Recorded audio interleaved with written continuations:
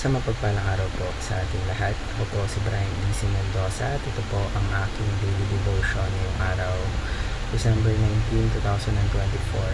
Ngayong araw po ay ating tutuloy ang ating series which is about God's generous provision. Specifically, ang magiging topic po natin for today is about God is generous to those who seek Him.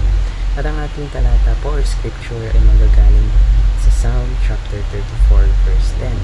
Sabi po dito, the young lions suffer want and hunger, but those who seek the Lord lack no good thing. So, upang magkaroon tayo ng mas malawak na kahulugan about sa scripture natin para sa araw na ito, ngayon po tayo po ito dako sa mga katuruan na aking natutunan mula sa araw na ito. Una po, God is a generous Father. So, isipin po natin na if God is our Father, meaning hindi lamang siya isang normal na magulang, kundi He is the most generous one among all the parents because He is always giving, He is always loving, and always ready para i-provide yung mga bagay na kailangan natin. And a good father doesn't spoil his kids with everything they want, but a good father make sure niya na we have what's truly good for us. So, meaning, hindi lang niya binibigay lahat ng kagustuhan natin, but make sure niya na yung mga binibigay sa atin is talagang kailangan natin, hindi niya tayo pinapabayaan. So, that's how God works. So, His generosity isn't just about giving us things, but it's about showing how He cares for us and how He loves us and guides us in every situations. Ikalawa, God does not withhold any good thing. So, minsan parang iisip natin na ang ating Panginoon is nag-hold back sa mga bagay na binibigay sa atin. But ang katotohanan po, binibigay niya yung mga the best para sa atin. Kasi kung hindi naman natin nakukuha yung mga bagay na gusto natin, hindi meron siyang mas magandang plano para sa atin. So sometimes what we think is good isn't actually what we need. Kasi ang ating Panginoon po, He sees the big picture and He knows what's best for us. Kumbaga, it is like a parent saying, no, you can have a candy for dinner. It's not because ayaw nila, but it's because they care about your well-being. So, magtiwala po tayo sa Kanya that if something is good for you, God will make it happen for you in His perfect timing. Ikatlo po, God wants His children to seek Him. So, God wants us to seek Him. He doesn't just want to be a provider in the sense of giving the things we ask for.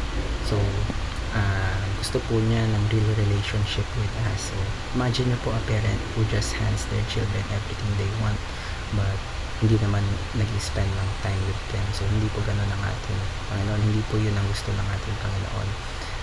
Kasi ang ating Panginoon He's inviting us to know Him deeply, to trust Him, and to spend time with Him, not because He needs it, but because we need it. So, when we focus on seeking Him, everything else falls into place. So, paano po natin ma-apply ang mga katuruan na ito? Ngayon po tayo pwede dako sa ating application. Ano po?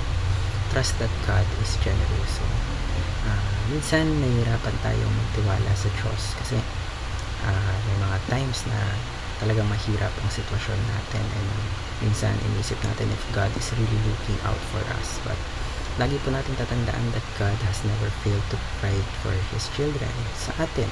So even when things don't go the way we plan, even yung mga bagay na gusto natin mangyari hindi nangyayari, lagi po natin tatandaan na He's still working behind the scenes for our good.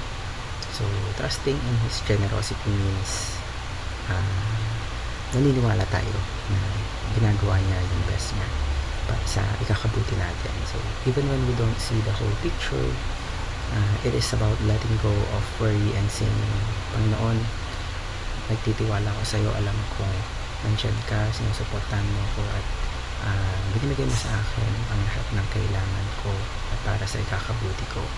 So, kalawa po, do not ask beyond God's goodwill. So, lahat naman tayo merong mga desires, meron tayong mga pangarap and things that we hope for, and it's okay to bring those to God, but Kailangan po natin tandaan that God knows what's best for us, and minsan we might ask for things that hindi nakaka-align sa kanyang will. It is like a child asking for something that might hurt them without realizing it. So, instead na ini-insist natin yung mga sarili nating kagustuhan, dapat magdasal po tayo for God's will to be done. So, when we align our hearts with His plan, we'll always end up with what's best for us. And lastly po is seek God, not wealth. So, it's easy to get caught up in chasing material things like success, pera, mga possessions, but ito po, yung mga bagay na to, it can fill the emptiness inside.